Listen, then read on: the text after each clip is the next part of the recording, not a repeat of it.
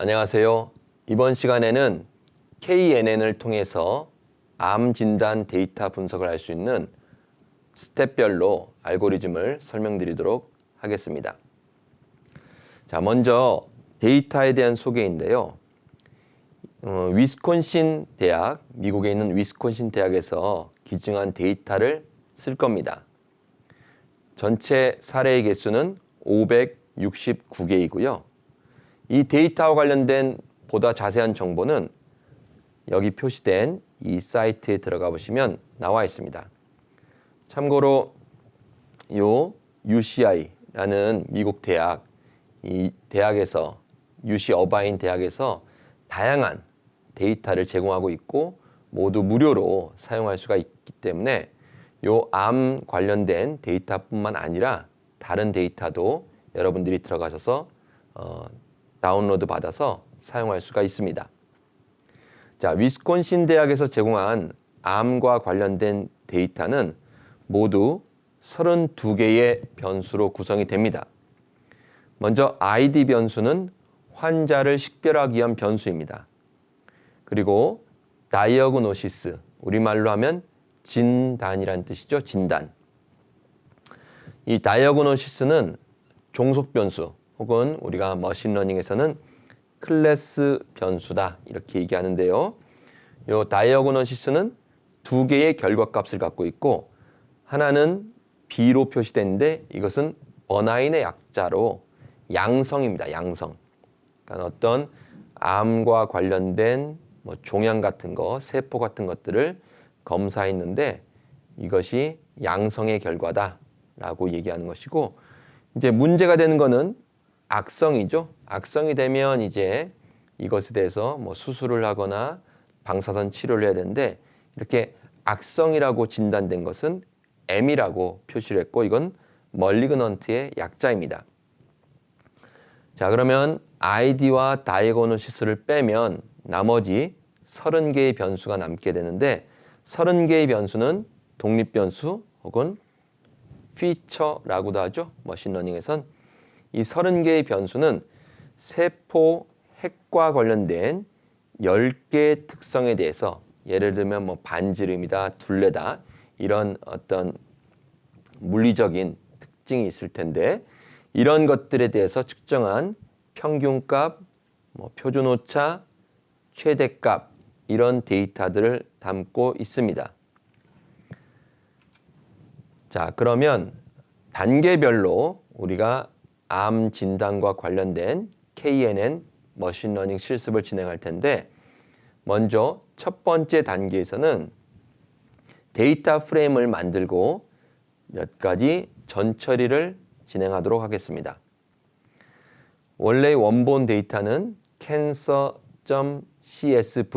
형식의 파일로 저장이 되어 있고 이것을 불러와서 cancer라는 이름의 데이터 프레임을 만들겠습니다. 자, 우리가 데이터 프레임을 만들면 탐색적으로 한번 살펴볼 때 가장 많이 했던 것은 str 함수와 summary 함수였었죠.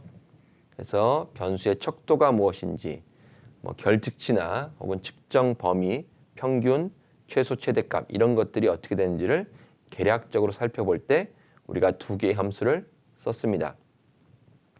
자, 그 다음에 중요한 전처리는 뭐냐면 클래스 변수의 척도가 지금은 계량형으로 되어 있을 텐데 범주형 척도로 바꾸어져야 됩니다. 왜냐하면 지금 클래스 변수의 척도가 만약에 측정값이 수치이고 계량형 척도로 되어 있다면 KNN이 아니라 로짓이 실행이 될 수도 있습니다. 물론 우리는 문자형 척도로 버나인이나 멀리그넌트로 되어 있다면 계량형 척도가 아니겠죠. 그런데 우리가 좋은 습관을 들이기 위해서 클래스 변수, 종속 변수, 여기서는 다이어그노시스가 되겠죠. 이것의 척도를 범주형 척도로 바꿔주는 연습을 하겠습니다. 자, 그리고 우리가 KNN 이 함수를 돌릴 때 불필요한 변수가 있겠죠. 바로 ID 변수가 그러합니다. 그래서 ID 변수는 우리가 제거를 해줄 거고요. 이제 남아있는 30개의 독립변수 혹은 피처에 대해서 표준화를 해줄 거예요. 우리가 표준화할 때 어떤 함수를 쓰냐면 스케일 함수를 쓰겠죠. 예. 그래서 표준화한 캔서 데이터 프레임에서 30개의 피처를 표준화해서 다시 새로운 데이터 프레임 만들 텐데 그것을 캔서 언더바 G라고 하겠습니다. 이렇게 만든 다음에 다시 다이어고노시스 변수를 넣게 되면 캔서 언더바 G에는 다이어고노시스라는 클래스 변수 1개와 아이디는 없어진 상태에서 30개의 피처들이 표준화된 상태로 저장이 되어 있겠죠. 자, 이런 식의 전처리가 스텝 1에서 진행이 되고 스텝 2에서는 트레인 데이터셋과 테스트 데이터셋으로 전체 데이터셋을 구분하려고 합니다. 자, 우리가 머신러닝 설명드릴 때 머신러닝이 전통적인 데이터 마이닝과 다른 점은 트레인 과정, 학습 혹은 훈련 과정과 테스트 과정, 시험 혹은 검증 과정이 구분된다 이렇게 말씀을 드렸었죠. 그래서 먼저 학습 혹은 훈련을 통해서 어떤 모델을 우리가 만들고 그렇게 만든 모델을 가지고 테스트 데이터셋에 넣어가지고 이 모델이 정말로 성능이 좋은 것인지를 검증, 테스트하게 됩니다. 그래서 괜찮은 모델이면 그걸 가지고 우리가 다른 케이스에 대해서 예측을 하겠죠. 예를 들면 지금 같은 경우는 어떤 환자에 대해서 이 환자가 갖고 있는 세포의 특성을 봤을 때 이 환자의 이 세포가 뭐 악성이냐 양성이냐라고 예측 진단을 하기 위해서 우리가 앞서 만든 KNN 모델을 쓸 수가 있겠죠. 자, 그러면 트레인 데이터셋과 테스트 데이터셋을 만들기 위해서는 캔서 언더바 G라는 우리가 분석에 쓸 표준화된 이 데이터를 쓸 텐데 이것을 7대3의 비율로 나누게 됩니다.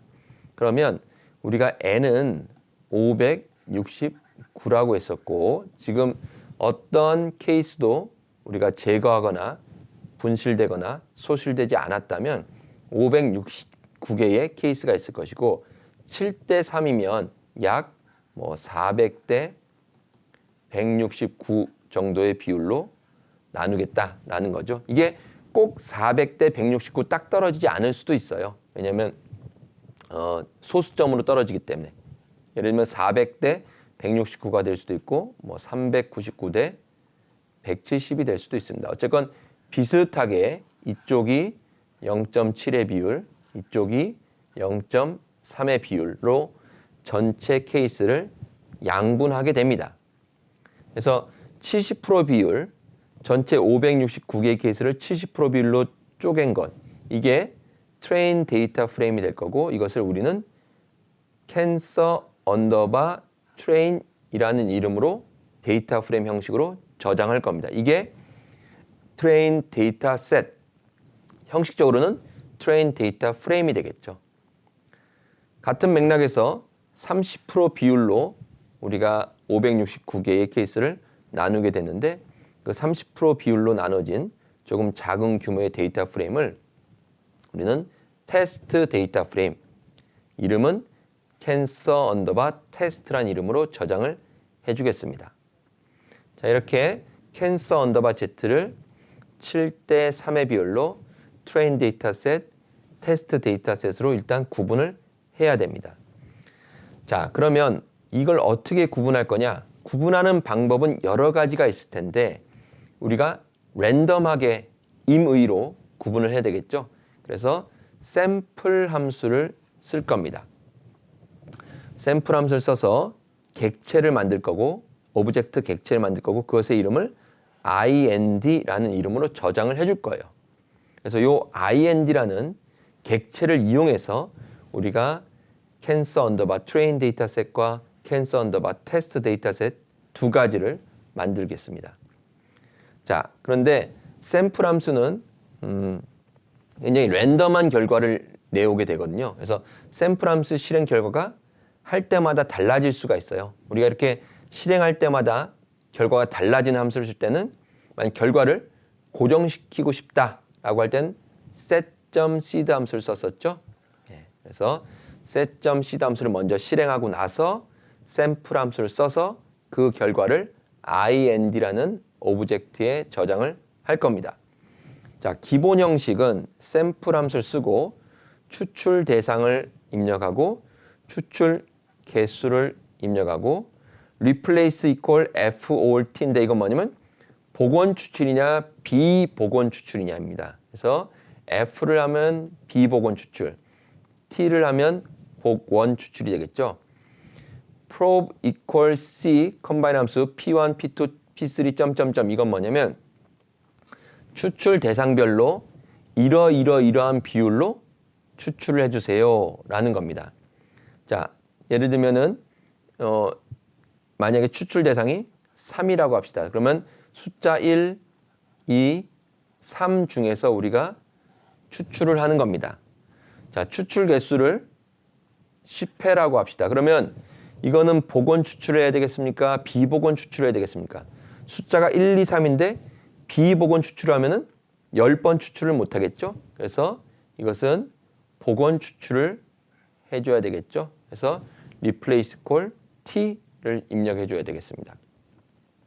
자, 그 다음에 확률 값을 요 P1, P2, P3 세 개밖에 없죠? 1, 2, 3 세 가지밖에 없으니까 P1, P2, P3를 예를 들면 0.5, 0.3, 0.2의 비율로 추출한다라는 거죠. 그러면 1은 5번, 2는 3번, 3은 2번 정도가 추출될 거라고 우리가 기대할 수가 있는 거죠. 그리고 이 합은 당연히 합은 1이 돼야 되겠죠. 이렇게. 그래서 우리가 이와 같은 방식으로 적용한다면 우리는 지금 2개의 집단으로만 구분하잖아요. 2개의 집단. 그래서 숫자 2, 추출 대상은 2가 될 거고요. 몇 번 추출해야 되겠습니까?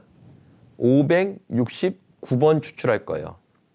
569번. 이 569는 캔서 언더바 G에 있는 케이스의 개수와 똑같죠. 그래서 복원 추출을 해야 될 거고 확률은 0.7과 0.3의 비율로. 즉 숫자 1은 0.7의 비율로 숫자 2는 0.3의 비율로 추출한 결과를 싹 다 ind라는 새로운 객체에 저장하면 그럼 ind를 실행하면 어떻게 됐습니까? ind는 뭐 예를 들면 500 ind는 결국 569개의 열 벡터가 될 건데 열 벡터가 될 텐데 뭐 첫 번째는 1, 뭐 두 번째는 1, 세 번째는 2, 네 번째는 1 이렇게 해서 569개의 값들을 갖게 되고 1은 계략적으로 0.7, 2는 계략적으로 0.3의 비중을 띠게 된다. 이런 얘기입니다. 그래서 이렇게 만들어진 객체 ind를 이용해서 캔서 언더바 G를 나눠서 캔서 언더바 트레인 데이터셋과 캔서 언더바 테스트 데이터셋 두 가지로 구분하겠다. 이렇게 진행할 겁니다. 자, 그렇게 나누고 나서는 우리가 검토를 해야 됩니다. 어떤 검토를 할 거냐면 세 가지 데이터셋이 있어요. 캔서 언더바 G가 있고 캔서 언더바 트레인이 있고 새로 만들어졌죠. 캔서 언더바 테스트 이 세 가지 데이터셋이 있는데 세 가지 데이터셋에서 악성 다이아고노시스가 악성 M인 M으로 측정된 이 비율이 비슷해야 된다는 거죠.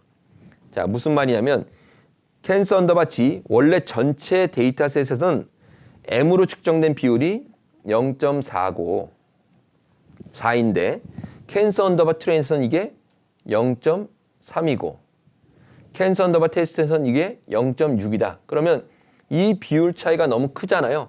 그러니까 전체적으로는 멀리그넌트 악성 비율이 40% 정도인데 유독 캔서 언더바 트레인 데이터셋에서만 이것이 너무 적게 나온 것이죠.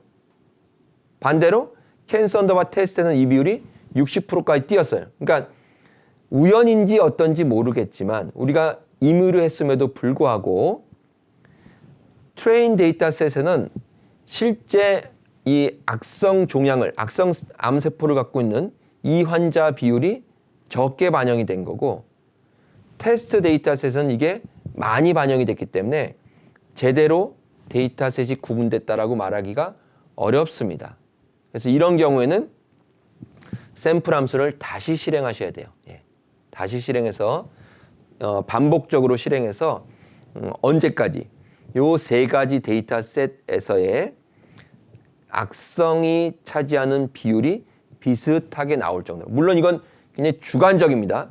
0.4 예를 들면 0.4, 0.38, 0.44 이게 비슷하다라고 볼 수도 있고 비슷하지 않다라고 볼 수 있지만 좀 주관적이지만 확연하게 뭐 이렇게 차이가 난다. 0.1 이상 차이가 난다. 이러면 좀 차이가 많이 난다라고 우리가 얘기할 수 있겠죠. 그래서 좀 주관적이지만 그래도 우리가 비율이 비슷하게 나오는지를 확인을 해야 됩니다. 그래서 비슷하지 않으면 다시 캔서 언더바 트레인과 캔서 언더바 테스트를 다시 만드셔야 돼요. 자, 스텝 3는 트레인 데이터 프레임, 그러니까 트레인 캔서 언더바 트레인이라는 데이터셋을 지금 만들었잖아요.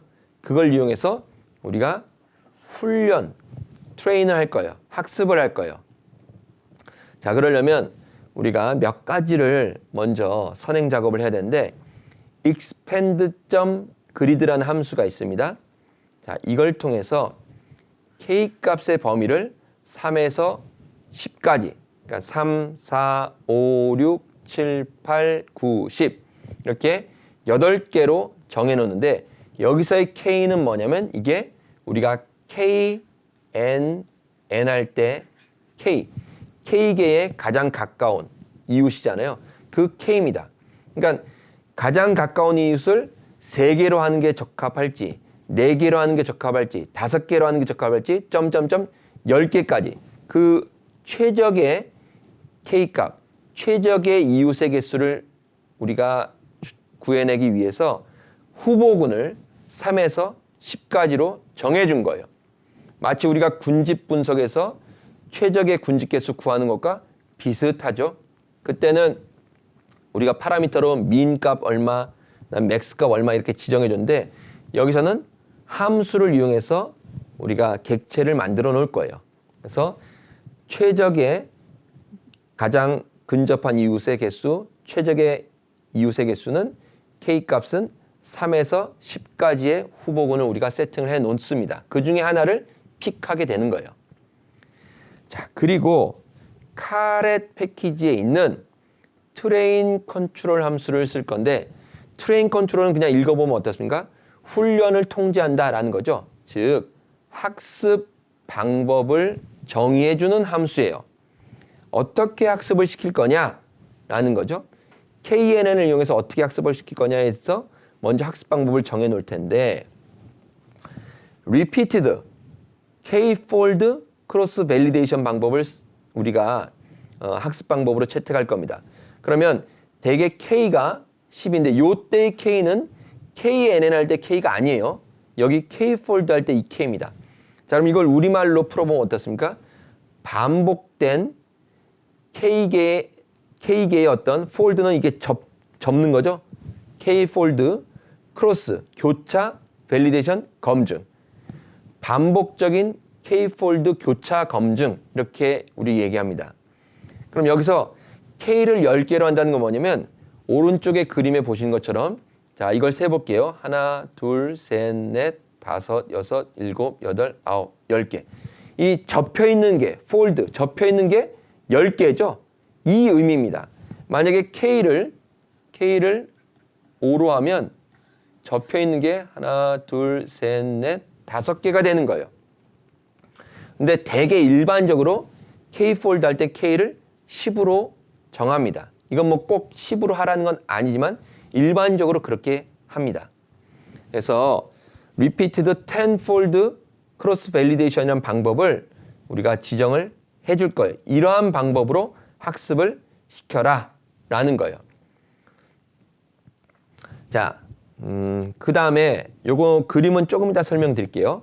그 다음에 다시 카렛 패키지에 있는 트레인 함수를 통해서 우리가 훈련을 하게 되면 최적의 K값 3인지 4인지 5인지 점점점 10인지 3부터 10까지 8개의 후보군 중에서 최적의 K값은 얼마인지, 이때 K는 당연히 KNN 할 때의 K겠죠. 그걸 구하게 됩니다. 예. 자, 그러면 역시 트레인 함수를 쓰면 결과가 달라질 수 있기 때문에 set.seed 함수로 고정을 시킨 다음에 트레인 함수를 실행할 겁니다. 그 다음에 할 거는 트레인 함수를 실행하게 되면 변수를 설정하는데, 변수의 설정은 클래스 변수를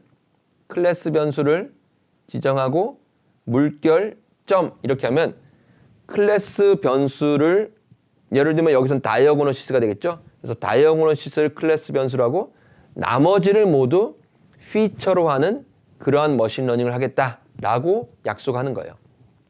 이 점을 찍는 걸 잊어서는 안 됩니다. 그 다음에 쉼표하고 데이터는 캔서 언더바 트레인이 되겠죠. 우리가 훈련 데이터셋을 가지고 지금 최적의 K값을 구하는 거예요. 그다음에 머신러닝 방법은 KNN 방법이 될 거고요. 그죠?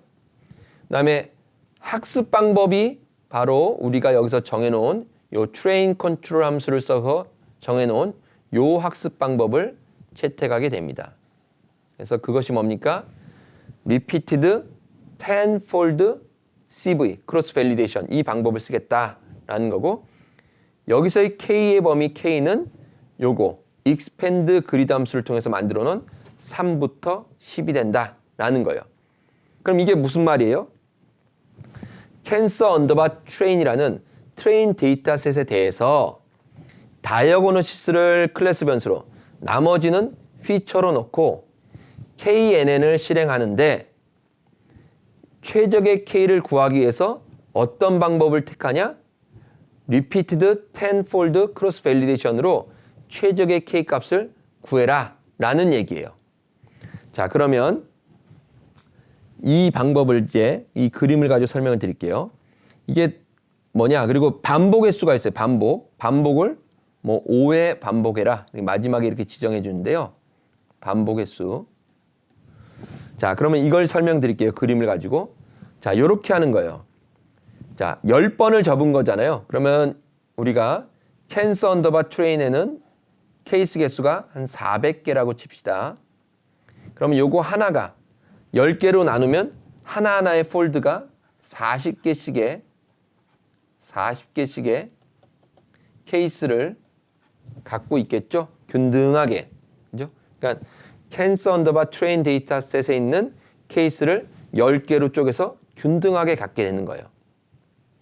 자, 그러면 첫 번째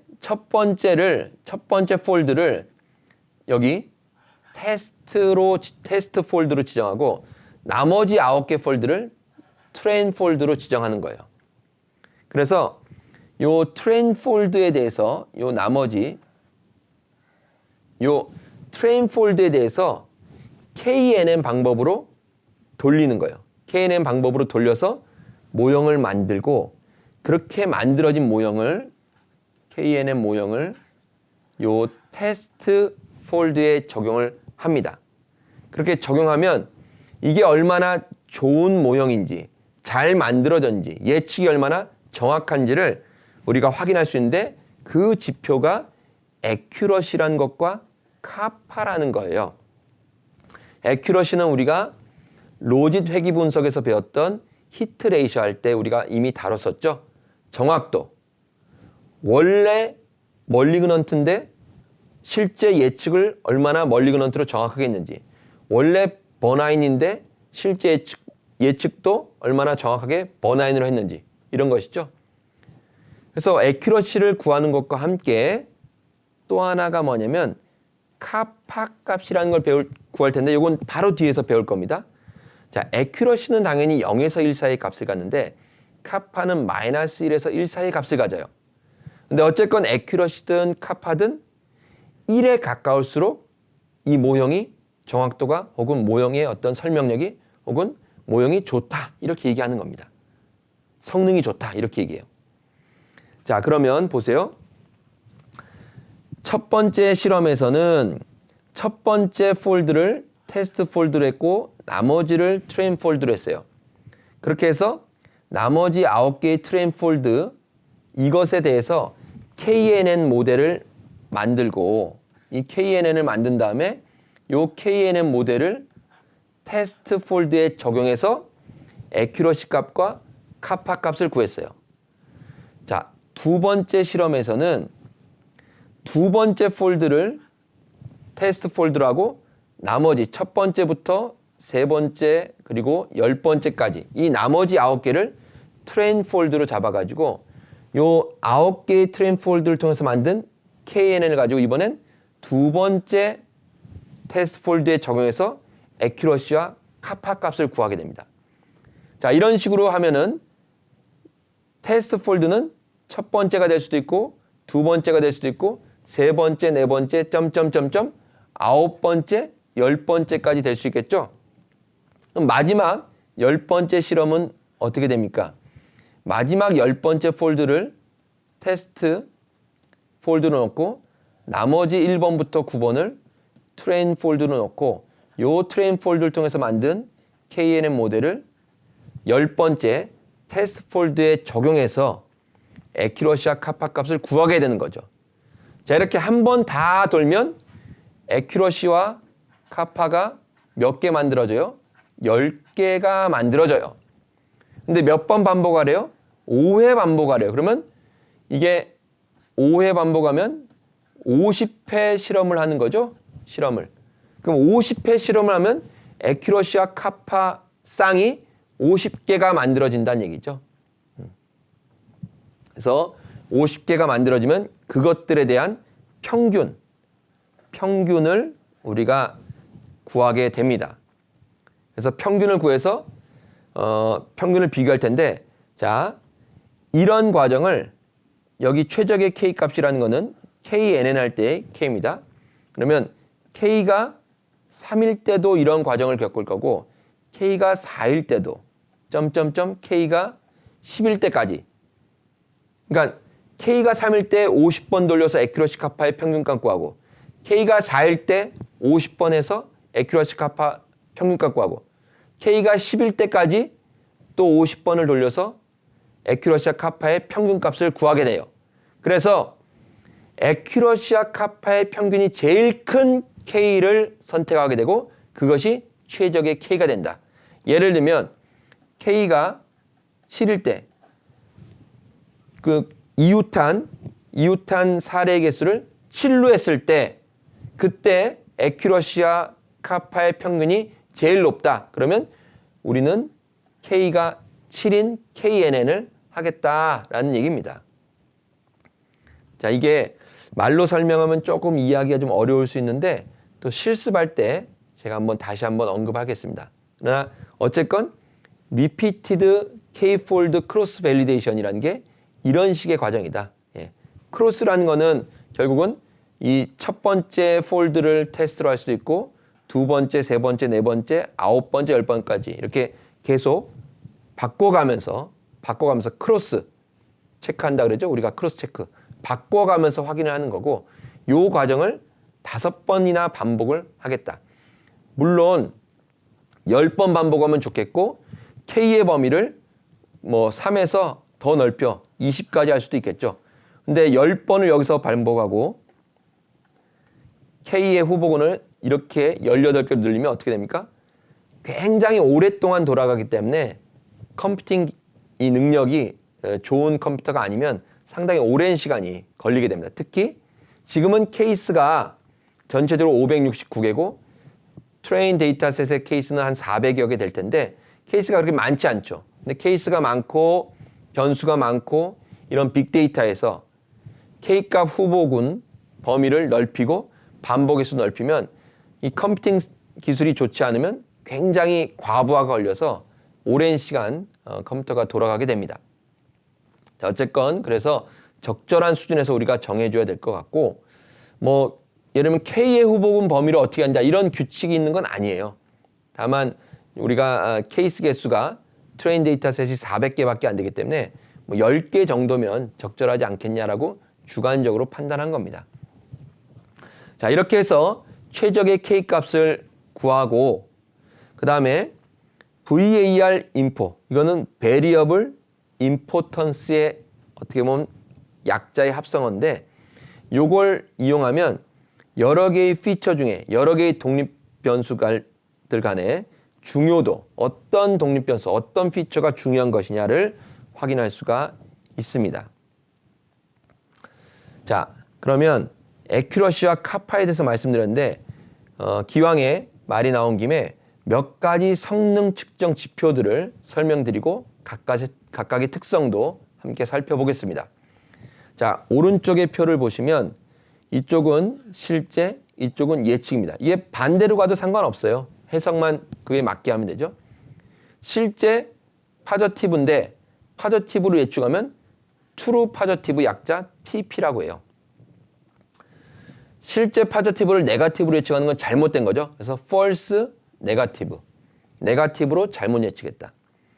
실제 네거티브인데 파저티브로 예측하면 잘못 예측한 거죠. false 파저티브. 파저티브로 잘못 예측했다. 네거티브는 true죠. true, 네거티브, TN 이렇게 표시를 합니다. 그래서 요 영역들을 우리가 명명하는 걸 TP, FN, FP, TN 이렇게 명명하면 accuracy는 어떻게 됩니까? 원래 네거티브를 정확히 예측한 비율이죠. 그러면 true인 거 TP하고 TN이 분자화되고 나머지 전체가 분모에 와서 accuracy가 만들어지겠죠. 그래서 정확도 혹은 일치도라고 하고 말씀드린 것처럼 1에 가까울수록 우수하다. 이게 로짓 회귀 분석에선 히트 레이셔였다. 그 다음 카파가 있어요. 카파. 자, 카파는 식이 조금 복잡합니다. 위에서 구한 애큐러시 빼기 P2를 분자로 하고 1 빼기 P2를 분모로 해요. 근데 P2가 뭐냐면 기대 정확도예요. 기대. 여기서 2는 기대, expectation이겠죠. 기대 정확도. 자, 이게 도대체 뭐냐? 위에서 애큐러시도 정확도라고 했고 P2도 정확도니까 P2도 0에서 1 사이의 값을 갖는데 P2의 정의는 파저티브로 예측했는데 실제로 파저티브인 확률 혹은 네거티브로 예측을 했는데 실제로 네거티브인 확률이에요. 그럼 보세요. 전체 중에 파저티브로 예측한 건 얼마나 됩니까? 여기 TP하고 FP죠. 그래서 전체 토탈은 요거 4개를 다 더한 거죠. 토탈 분의 TP 플러스 FP가 요걸 전체로 나눠준 게 P로 예측한 비율이에요. 근데 실제로 P인 확률은 어떤 거예요? TP 더하기 FN이죠. 요거하고 요걸 더한 게 실제로 파저티브는 개수고 비율로 따지면 전체 토탈 분의 TP 더하기 FN이 돼요. 실제로 파저티브인 비율이 이렇게 되는 거죠. 그러면 파저티브로 예측했고 실제로 파저티브다 그러면 AND니까 곱하기로 연결이 돼요. 그 다음에 혹은은 우리가 합집합할 때도 혹은 그러면 더하죠.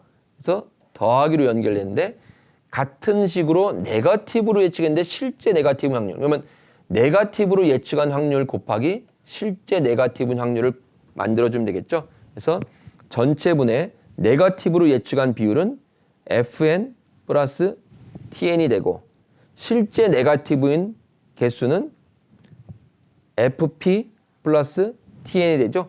그래서 그것들이 분자에 위치하게 되고 토탈로 나눠주면 각각 N으로 예측한, 네거티브로 예측한 확률, 실제로 네거티브 확률이 되고 그거를 곱해서 더해주면 기대 정확도가 만들어집니다. 그래서 기대 정확도라는 정의가 이렇게 돼요. 자, 그런데 카파와 애큐러시는 상관관계가 없어요. 상관관계가 있을 것 같은 상관관계가 없습니다. 애큐러시는 굉장히 높게 나오는데 카파는 낮게 나올 수도 있고 뒤에 바로 볼 텐데 애큐러시가 같은데도 불구하고 카파 값은 굉장히 큰 차이를 보이는 경우도 있습니다. 그래서 상관관계가 없다라는 거고 에큐러시가 0에서 1 사이 값이지만 카파는 마이너스 1에서 1의 값을 갖게 되고 1에 가까울수록 우수하다는 건 역시 에큐러시와 마찬가지입니다. 그래서 카파 값이 0.6에서 0.8 정도면 굿, 0.8보다 크면 매우 좋다, 이렇게 이야기를 합니다. 자, 그러면 이제 카파의 특성에 대해서 볼 텐데, 카파가 왜 우리가 함께 에큐러시와 함께 살펴봐야 되는지를 극단적이지만 어떤 사례를 가지고 설명을 드리겠습니다. 자, 아래 3개의 케이스가 존재합니다. 자, 첫 번째 케이스에서는 계산을 해보면 에큐러시가 0.93이 나와요. 공식에 따라서 카파를 계산해보면 0.86이 나옵니다. 두 번째 케이스는 에큐러시가 0.93이 나옵니다. 카파는 0이 나와요. 그러면 첫 번째와 두 번째 케이스를 보면 에큐러시는 0.93으로 동일하죠. 0.93으로 동일한데 카파는 0.86과 0으로 굉장히 큰 차이를 보이고 있다라는 거예요. 자, 이건 뭡니까? 에큐러시가 굉장히 높다고 하더라도 카파 값이 굉장히 낮을 수가 있는 거예요. 예. 왜 그럴까요? 자, 케이스 1과 케이스 2의 차이를 보면 어떻습니까? 모두 n은 200개예요. 그죠? 200개. 근데 케이스 1에 비해서 케이스 2는 200개 중에 이쪽 파저티브 쪽으로 좀 쏠려 있죠. 실제 파저티브인 게 186개니까 93%가 실제로 파저티브고 실제로 네거티브인 건 14개밖에 안 돼요. 그러니까 2개 중에 한쪽으로 너무 쏠려 있는 거예요. 네, 쏠려 있습니다. 그래서 케이스 2처럼 실제 파저티브인 확률, 실제 파저티브 확률이 높죠. 지금 200개 중에 186개니까 0.93으로 높아요. 굉장히 높아요. 자, 이런 상태에서 그냥 우리가 알고 있어요. 아, 이거는 파저티브인 확률이 0.9가 높도록 0.9가 넘을 정도 높아. 자, 이걸 알고 있는 상태에서 한쪽으로 소위 말해서 시쳇말로 몰빵을 한다. 그럼 어떻게 됩니까? 다 예측을 P로 해버리는 거예요. 그래, 예측을 나는 200개 전부 파저티브로 했어.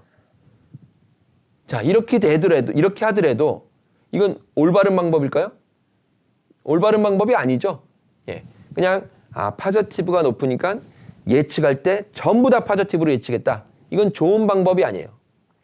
그럼에도 불구하고 에큐러시가 0.93으로 굉장히 크게 나올 수가 있다라는 얘기입니다. 그래서 이렇게 극단적으로 한쪽으로 몰아서 예측하는 방법보다 실제 모형이 우수한지를 평가하려면 카파 값을 함께 봐야 돼요. 함께 평가해야 돼요.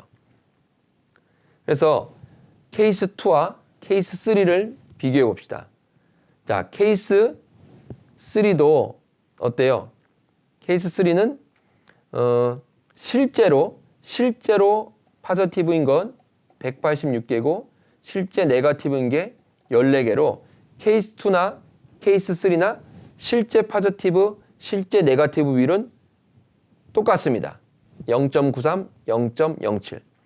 그런데 케이스 3에서는 186개를 파저티브로 예측했고 14개를 네거티브로 예측했다.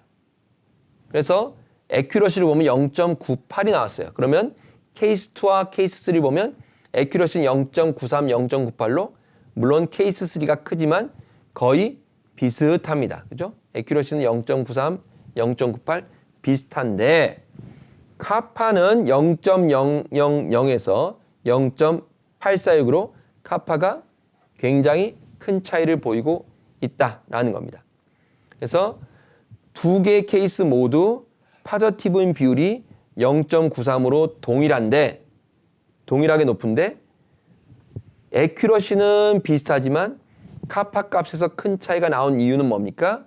케이스 2에서는 극단적으로 전부 200개를 파저티브라고 몰아서 예측했는데 케이스 3에서는 그렇게 하지 않았죠. 그렇게 하지 않았다는 걸 조금 더 구체적으로 말씀드리면 결국 상대적으로 빈도가 낮은 파저티브가 빈도가 낮습니까? 네거티브가 낮습니까? 네거티브가 14개로 낮죠. 이 빈도가 낮은 것에 대한 결과를 정확히 예측하는 것이 중요하다. 자, 그러면 어때요? 14개가 실제로 14개가 네거티브인데 12개는 지금 네거티브라고 맞춘 거죠. 예. 그렇죠? 여기서는 0개였어요. 0개. 근데 14개 중에 하나도 못 맞췄는데 14개 중에 12개를 정확하게 맞췄다. 그래서 이렇게 한쪽 비율이 높을 경우, 한쪽 비율은 파저티브인 비율은 0.93, 한쪽 네거티브인 비율은 0.07, 이렇게 두 개의 결과값에 대해서 한쪽으로 좀 쏠려 있는, 비율값이 쏠려 있는 경우, 차이가 많이 나는 경우에는 빈도수가 낮은 쪽에 대해서 예측을 정확하게 해서 카파 값을 높이는 게 전체적으로 예측이 잘 됐다, 성능이 좋다, 이렇게 얘기를 합니다.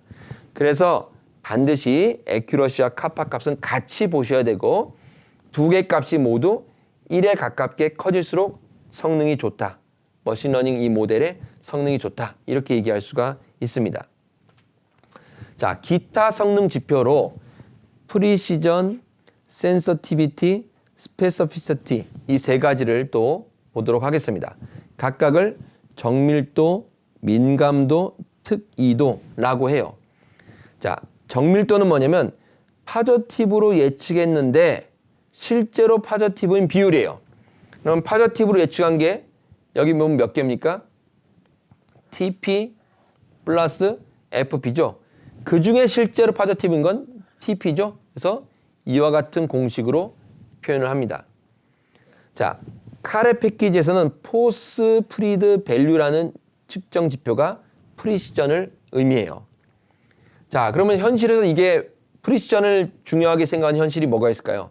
바로 암 진단에서의 오진, 잘못된 진단을 막는 거예요. 예를 들면 파저티브라는 건 뭐예요? 실제 파저티브라는 건 이게 여기서는 암 환자라고 합시다. 암 환자. 암 환자로 파저티브라고 한다면 암 환자예요. 당신은 라고 예측했는데 실제로 암 환자인 비율이 이게 프리시전이죠. 근데 암 환자인데 암 환자가 아니라고 오진하면 이제 문제가 되잖아요. 그 사람은 적절한 치료나 수술이나 이런 걸 받아야 되는데 당신 암 아니에요 라고 해버리면 이 사람은 자기 생명에 건강에 큰 좋지 않은 영향을 받을 수 있기 때문에 이런 경우에는 우리가 프리시전이 굉장히 중요하겠죠. 자, 그 다음에 민감도라는 게 있는데 민감도는 실제 파저티브 중에서 실제 파저티브는 뭐예요? TP 더하기 FN이죠. 그래서 이게 분모에 와요. 파저티브로 예측된 비율은 TP 이거죠. 개수가. 그래서 분자에 오게 돼서 이 비율이 민감도라고 하고 민감도는 다른 말로 리콜, 재현율이란 말로 쓰기도 합니다. 자, 이건 현실에서 우리가 코로나19 같은 이 전염병에서 중요하겠죠. 실제로 이 사람이 확진자인데 확진이라고 예측한 비율이 민감도가 돼요. 확진자인데 확진이라고 예측하지 않으면 이 사람은 나 확진이 아니구나 막 돌아다녀요. 그럼 어떻게 돼요? 확진자가 확 늘어나겠죠. 그래서 이런 전염병에서 확진자 선별을 위해서는 굉장히 중요한 지표입니다. 그러니까 우리가 지금 다루는 데이터나 어떤 뭐랄까요? 분석의 내용 이런 것들이 뭐냐에 따라서 어떤 지표들을 보는 게 추가적으로 필요한지를 우리가 판단을 해야 되겠죠. 마지막으로 스페시피시티, 특이도는 센서티비티와 달리 반대죠. 실제 네거티브 중에서 실제 네거티브는 여기 있죠. FP 더하기 TN. 그 중에서 네거티브로 예측된 비율 TN을 요 FP 플러스 TN으로 나눠준 거예요. 그래서 이것도 위에 설명드린 민감도나 정밀도와 같이 어떤 특성 경우에는 중요한 지표가 됩니다. 자, 그런데 좀 전에 살펴봤던 정밀도나 센서티비티, 프리시전과 센서티비티, 민감도는 한계가 있어요. 한계가. 자, 보세요. 요 요 경우 지금 앞에서는 여기가 실제, 여기가 예측인데 지금 실제하고 예측의 위치가 바뀌었지만 프리시전은 왜 1이 나왔냐면 요거 더하기 요거 10 더하기 0 분의 요거 10이에요. 1이 나왔어요. 근데 에큐러시는 뭐예요? 요거가 분자유니까 20 나누기 100이니까 0.2예요. 자, 여기 보세요. 센서티비티는 요거 더하기 요거 분의 10 더하기 0분의 요거 10이에요. 센서티비티가 1이에요. 근데 에큐러시는 요게 분자요고 전체 100기 분모여니까 0.2예요. 자, 어떻습니까? 극단적인 케이스지만 왼쪽 케이스는 프리시전은 최대값 1을 보이고 있지만 에큐러시는 굉장히 낮고 오른쪽의 극단적 케이스는 센서티비티가 최대값 1을 갖고 있지만 에큐러시는 굉장히 낮아요. 따라서 프리시전과 에큐러시가 한계가 있는 거예요. 앞서 우리는 카파를 설명할 때 에큐러시 자체가 한계가 있다라고 말씀을 드렸는데 프리시전과 센시티비티 자체도 또 한계가 있기 때문에 에큐러시 카파를 함께 고려할 필요가 있다라는 겁니다. 그래서 이상적으로는 이 4개의 지표가 모두 높은 모형이 적합한데 특히 뭐 암 환자 진단이라든지 아니면은 뭐 확진자, 감염병 확진자 진단 같이 특정 상황에 맞게 우리가 특성을 또 고려를 해야 되겠다라는 거 추가적으로 말씀드립니다. 자, 우리가 스텝 3까지 하고 성능 지표들을 살펴보느라고 잠깐 옆으로 나가서 설명했는데 다시 4번째 스텝으로 돌아옵시다. 자, 4번째 스텝에서는 테스트 데이터 프레임 캔서 언더바 우리가 만들어 놓은 게 있죠. 캔서 언더바 테스트 요 데이터셋, 요 데이터 프레임을 이용해서 성능을 평가할 거예요. 성능을 평가. 그러면 내장 함수인 프리딕트 함수를 이용해서 앞서 스텝 3에서 트레인 데이터셋을 가지고 만들어 놓은 KNN 모델을 여기에다가 어디에다가 캔서 언더바 테스트 데이터 프레임에 적용시킬 거예요. 그러면 그 결과가 나오겠죠? 그럼 그 결과를 가지고 그 결과는 이제 예측된 결과예요. 그 예측된 결과를 가지고 컨퓨전 매트릭스 함수를 이용해서 우리가 에큐러시와 카파 값을 도출할 겁니다. 그래서 스텝 3 트레인 데이터셋을 통해서 구한 에큐러시와 카파 값이 있을 거예요. 그거는 이제 스텝 3에서는 최적의 K값, KNN 할 때 그 K, 최적의 K값에 근거한 에큐러시와 카파 값이 나올 텐데 이 값과 스텝 4에서 나온 에큐러시 카파 값을 서로 비교해요. 그래서 요거를 A3, K3, 그다음에 스텝 4에서를 에큐러시 4, 카파 4라고 합시다. 자, 그래서 일반적으로 A3가 A4보다 조금 높고 K3가 K4보다 조금 높은 경우는 용인이 돼요. 그런데 만약에 A3하고 A4의 차이가 좀 크거나 K3하고 K4의 차이가 좀 크면 그러면 우리는 과대적합, 오버피팅 문제를 의심하게 돼요. 자, 아래 그림만 보겠습니다. 여기 보시면 X하고 동그라미가 있는데 이렇게 일직선을 싹 구분하면 동그라미인데 X로 구분된 오분류가 있고 X인데 동그라미로 오분류된 것들이 비교적 많죠. 자, 이렇게 됐을 때는 우리가 언더피팅, 과소적합이라고 합니다. 과소적합. 자, 제일 오른쪽에 보면 X하고 동그라미를 너무 잘 구분하기 위해서 이렇게 막 곡선을 만들었어요. 이거는 이렇게 되면 자, 요걸 가지고 다른 데이터셋을 구분하면 오히려 또 문제가 발생할 수 있겠죠. 이거는 과대적합, 오버피팅이라고 해요. 적절한 피팅은 뭐냐면 이와 같이 적절하게 한두 개 정도는 오분류가 발생하는 것을 용인하는 거예요. 왜냐하면 이런 걸 가지고 또 다른 데이터셋에 적용했을 때 이게 가능한 거지, 이렇게 막 복잡한 걸 가지고 또 다른 데이터셋에 적용해서 동그라미와 X를 구분하려고 하면 그땐 오히려 지금 이 상태에서는 이 데이터셋, 요 데이터셋에서는 정확도나 카파가, 애큐러시나 카파가 높은데 다른 데이터셋에서는 애큐러시 카파가 굉장히 확 떨어질 수가 있어요. 이해하시겠죠? 자, 그래서 우리가 우려하는 건 과대적합 문제가 됩니다. 그래서 과대적합 문제를 판단하는 기준은 스텝 3에서 구한 애큐러시와 스텝 4에서 구한 애큐러시가 차이가 크거나 스텝 3에서 구한 카파와 스텝 4에서 구한 카파 간의 차이가 크면 과대적합이 발생했다. 이건 엄격한 기준은 없어요. 뭐 차이가 0.1이면 큰 거고 0.05면 작은 거고 이런 기준은 없고, 뭐 어쨌건 우리가 그냥 일반적으로 봤을 때 0.1 정도 차이가 나면 굉장히 큰 거라고 볼 수 있겠습니다.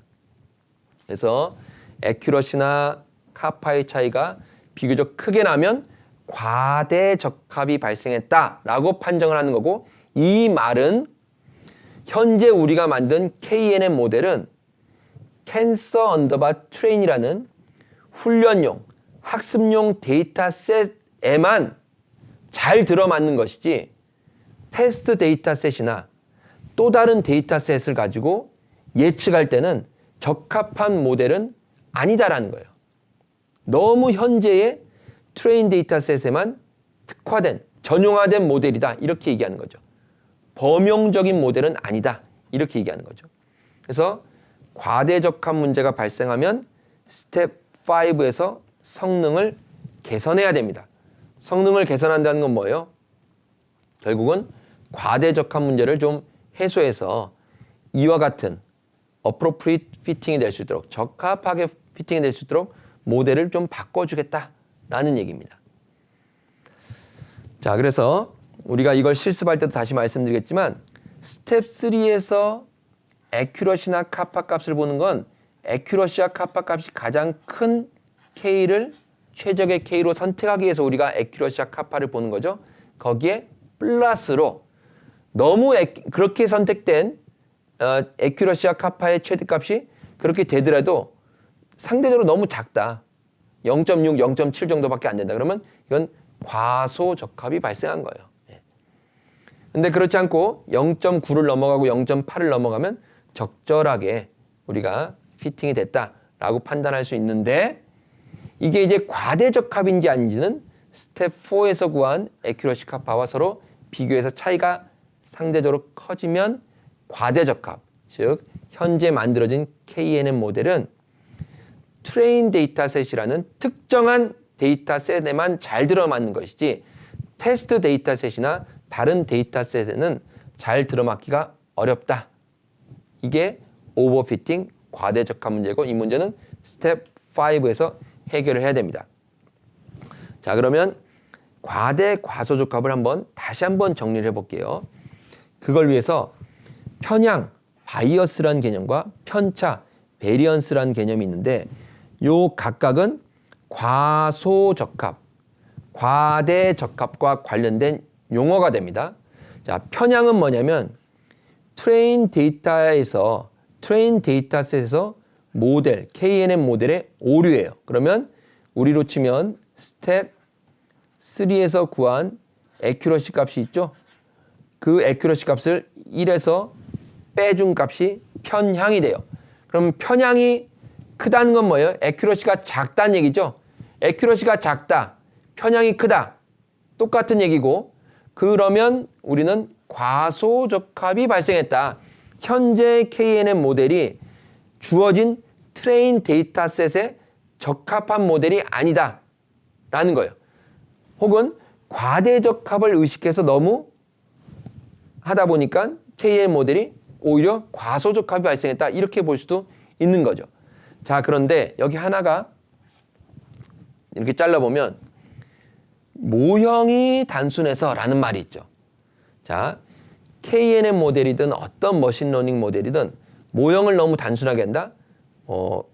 피처 같은 것들 너무 적게 넣는다? 이런 것들이 될 수 있겠죠.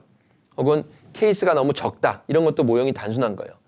그래서 케이스가 너무 적거나 피처가 너무 적으면 모형이 단순하다라고 얘기하는 거예요. 우리는 다중회귀 분석에서는 독립변수가 모형의 복잡성과 단순성을 구분하는 어떤 기준이 됐었죠. 비슷합니다. 여기서는 피처 혹은 케이스의 개수를 가지고 모형의 단순성, 복잡성을 얘기하는데 주로는 변수, 피처가 되겠죠. 그래서 우리가 고려하고 있는 피처가 너무 적어서 모형이 너무 단순하면 그 경우에는 편향이 커져서 혹은 애큐러시가 작아져서 과소적합, 현재 만들어 놓은 KNN 모델이 혹은 머신러닝 모델이 트레인 데이터셋이라는 요 데이터셋에조차도 적합하지가 않은 거예요. 과소적합이 되는 거예요. 자, 그래서 편향은 과소적합을 얘기할 때 우리가 이 개념을 쓰는 거고 편차는 과대적합을 얘기할 때 이 용어를 씁니다. 자, 트레인 데이터와 테스트 데이터 간의 모델 오류의 차이. 오류의 차이지만 오류가 1 빼기 애큐러시니까 애큐러시의 차이죠.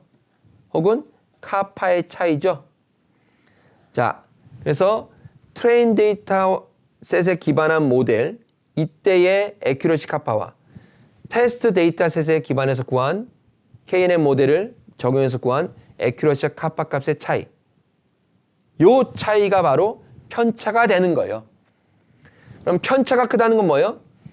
트레인 데이터 셋에서 구한 애큐러시로 본다면 스텝 3에서 구한 A3와 편차 크다는 얘기는 A4가 이걸 뺐을 때 이 값이 제법 크게 나온다. 그런 얘기죠. 이게 편차가 크다는 얘기죠. 그래서 정확도의 차이든 오류의 차이든 오류는 세 번째 스텝 3에서 나온 오류와 네 번째에서 구한 오류가 너무 이건 마이너스로 작아지겠네. 오류 4에서 3을 빼게 됐네요. 그죠? 4에서 3을 뺐을 때 이게 커진다는 의미로 이렇게 해석할 수도 있겠죠. 자, 어쨌건 KNN 모델을 트레인 데이터셋에 적용해서 구한 애큐러시와 혹은 오류와 이 동일한 KNN 모델을 테스트 데이터셋에 적용해서 구한 애큐러시 혹은 오류가 있다면 양자 간의 차이가 크면 그 차이가 편차고 편차가 커졌다라는 거예요. 자, 그러면 편차가 커지면 과대적합 문제가 발생해요. 이건 뭐예요? 편차가 커졌다는 얘기는 두 경우에 애큐러시의 차이가 크다, 오류의 차이가 크다는 거죠. 편차가 커졌다는 얘기는 현재 만들어진 KNN 모델 혹은 머신러닝 모델이 트레인 데이터셋은 잘 부합하지만 테스트 데이터셋은 부합하지 않는 범용성 혹은 제너럴리티, 일반성이 떨어진다라고 얘기하는 거예요. 자, 그런데 왜 이런 문제가 발생하냐면 앞서서 과소적합 문제를 해소하기 위해서 모형을 복잡하게 할 수 있어요. 피처를 막 늘려요. 모형을 복잡하게 할 수 있어요. 그러면 모형을 복잡하게 하면 과소적합 문제는 줄어요. 혹은 편향은 줄 수 있지만 반대로 편향이 너무 커져서 이번엔 과대적합 문제가 발생할 수 있다라는 겁니다. 자, 오른쪽 그림을 봅시다. 수평축은 모델의 복잡성이에요. 피처를 얼마나 많이 하냐, 적게 하냐. 이쪽으로 할수록 모형이 복잡한 겁니다. 피처를 많이 해서 모형이 복잡해지면 트레이닝 에러. 이건 작아져요. 이 트레이닝 에러가 바로 편향이에요, 편향. 이게 편향. 편향은 작아져요. 근데 모형을 너무 단순하게 하면 어때요? 트레이닝 에러가 쭉 커지죠? 이게 수직축의 에러인데. 그러면 편향이 커지는 거예요. 그래서 적정 지점에서 나눠서 보면 모델을 너무 단순하게 하면 언더피팅, 과소적합이 돼요. 편향이 커지는. 모델을 너무 복잡하게 하면 편향은 작아지지만 오버피팅이 발생해요. 자, 오버피팅이 발생하면 어때요? 제너럴라이제이션 에러. 그러니까 현재 만들어낸 KNN 모델이든 어떤 머신러닝 모델을 다른 데이터셋에 적용하기가 어려워지는 거예요. 그때 에러가 커지는 거예요. 에러. 혹은 편차가 커지는 거죠. 그래서 오버피팅이 발생하면 하이 베리언스, 하이 편차, 높은 편차가 발생한다는 의미고 언더피팅, 과소 적합이 발생하면 하이 바이어스, 편향이 커지는 걸 의미합니다. 그래서 이렇게 그래프로도 우리가 이해할 수가 있겠습니다. 자, 그러면 이제 성능을 스텝 5에서 계산할 텐데 오른쪽에 표를 보시면 다양한 성능 개선 방법이 있어요. 데이터를 추가하는 건 행을 새로운 케이스를 가지고 측정을 더할 수도 있겠죠. 기존 케이스에 대해서 새로운 변수 측정 값을 우리가 구할 수도 있어요. 자, 이거 쉬울 것 같습니까? 어려울 것 같습니까? 시간, 비용이 많이 들 거고 효과는 높을 수 있어요. 그러나 시간, 비용이 많이 들고 어려울 수도 있어요. 가장 어때요? 효과는 좋지만 비용과 난이도가 높은 게 변수를 새롭게 측정하는 거예요. 우리가 n이 현재 569개고 피처가 30개인데 5개 피처를 추가해가지고 이 569개 케이스에 대해서 새롭게 측정하는 거예요. 기존에 있었던 거면 상관없지만 새롭게 측정한다면 비용도 많이 들고 쉽지 않은 과정일 수 있습니다. 효과는 높지만. 그죠? 자, 그리고 행을 추가한 새로운 케이스, 뭐 570번, 571번 등등등 뭐 n을 추가로 100개를 더 늘린다. 이것도 역시 비용이 많이 들 수 있어요. 난이도는 조금 높은 편은 아니지만. 그래서 이런 여러 가지 선택지 중에 우리가 하나를 선택했는데 또 다른 선택지는 파생 변수를 만드는 거예요. 파생 변수는 우리가 기존 변수를 가지고 만드는 변수죠. 이게 파생 변수죠. 그래서 파생 변수를 만드는 거는 비용과 난이도는 낮출 수 있고 효과도 적절하게 높일 수 있어요. 그래서 이런 방법을 우리가 추천할 수 있고 클래스 균형 맞추는 건 아까 우리가 스텝 2에서 캔서 언더바 G하고 캔서 언더바 트레인, 캔서 언더바 테스트 간의 멀리그넌트, M의 비율을 봤었잖아요. 그게 약간 좀 적절치 않다고 생각한다면 이 균형을 다시 맞추는 과정을 스텝 2로 들어가서 한 다음에 다시 스텝 3, 4를 밟아 나가면 됩니다. 이건 비용이나 난이도는 낮고 그러나 효과가 높지도 않습니다.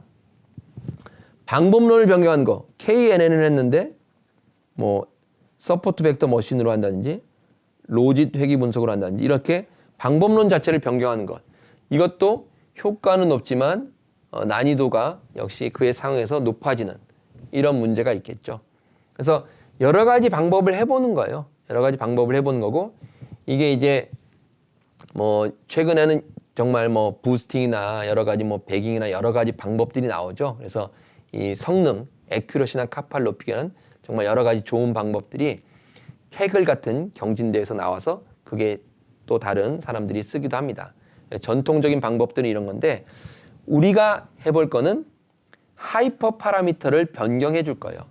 하이퍼 파라미터를 변경해 줄 텐데 하이퍼 파라미터 변경하는 거는 비용도 낮고 난이도도 높지 않아요. 근데 효과도 그럭저럭이에요. 그래서 이 하이퍼 파라미터를 변경해 줄 텐데 조금 확장해서 함수 자체를 변경해 줄 겁니다. 그래서 KNN 패키지가 아니라 KKNN 패키지에 있는 train.kknn이라는 이 함수를 써보도록 하겠습니다. 자, 이 함수의 특징은 뭐냐면 가까운 사례에 더 많은 가중치를 두는 거예요. 예를 들면은 요 해당 사례가 있고 이렇게 사례들이 K가 5개라면 요게 가깝고 요게 가깝고 요게 가깝고 그래서 1, 2, 3, 4, 5 이러한 순서대로 요 네모 케이스에 대해서 거리가 가깝다, 짧다라고 얘기할 수 있죠. 그러면 1번, 2번, 3번, 4번, 5번 케이스 이 순서대로 조금 더 KNN을 할 때 가중치를 주는 거예요. 가중치를. 그래서 요렇게 가까운 것도 똑같고 이렇게 가까운 것도 똑같은 게 아니라 거리가 짧으니까 1이 4보다 네모와 더 가까우니까 요 케이스와 더 유사하다라는 가중치를 조금 더 부여하는 겁니다. 그래서 그런 가중치를 부여하는 방법이 KK의 NN 패키지에 있는 train.kknn 함수를 쓰는 거고요. 그다음에 Kmax라는 거는 우리 K를 앞서서 expand.grid 함수에서 K를 예를 들면 3에서 10까지 했었잖아요. 요걸 좀 더 범주를 넓혀서 최대값을 얼마로 주겠다. 뭐 최대값 Kmax를 20으로 하겠다. 뭐 이런 식으로 하면은 좀 더 K 범위를 넓혀줄 수가 있는 거고, 이게 전부 파라미터를 또 변경하는 과정이죠. 거리 파라미터에서는 숫자 2를 입력할 때는 이건 뭐냐면 1은 맨하탄 디스턴스를 쓰세요. 2는 유클리디언 디스턴스를 쓰세요. 라는 거예요. 그래서 우리는 유클리디언 디스턴스를 쓰도록 하겠습니다. 그 다음에 커널 이퀄 C라는 인자 파라미터가 있는데 이 C 안에는 가중치를 부여한다고 했었죠. 가까운 케이스에 더 많은 가중치를 부여하는데 그 가중치를 부여하는 다양한 방법이 있어요. 우리가 한 10가지 방법을 입력해 줄 겁니다. 각각의 방법에 대해서 제가 설명드리긴 좀 어렵고 굉장히 여러 가지 방법들이 이미 세팅이 돼 있기 때문에 이 방법들을 지정을 해 줄 겁니다. 자, 그렇게 해서 돌리고 나서 기존보다 애큐러시나 카파가 개선됐는지를 확인을 해야 되겠죠. 개선이 됐다면, 정말 성능이 개선이 됐다면 요 train.kknn 요 함수를 써서 만든 가중치를 부여한 KNN 모델, 이게 앞서 만든 모델보다 더 좋은 모델이고 요 모델을 가지고 우리가 앞으로 예측을 해나가면 되겠죠. 자, 그렇게 해서 성능이 개선된 걸 전제로 우리가 이제 새로운 케이스에 대해서 예측을 해보도록 할 겁니다. 자, 이건 뭐냐면 양성이냐 악성이냐에 대한 판단이 없는 그런 새로운 10개의 사례에 대해서 우리가 진단 예측을 하도록 하겠습니다. 그래서 이 10개의 데이터 값, 그러니까 예를 들면은 ID가 있고 그다음에 피처 값들, 30개 변수에 대한 피처 값들이 있겠죠.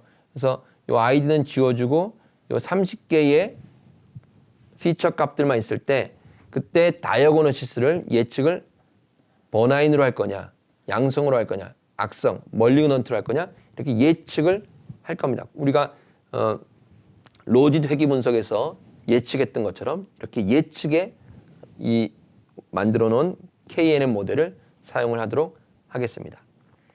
자, 그러면 이상으로 암 진단 관련된 데이터를 가지고 KNN을 어떻게 하는지 스텝별로 같이 살펴보았습니다.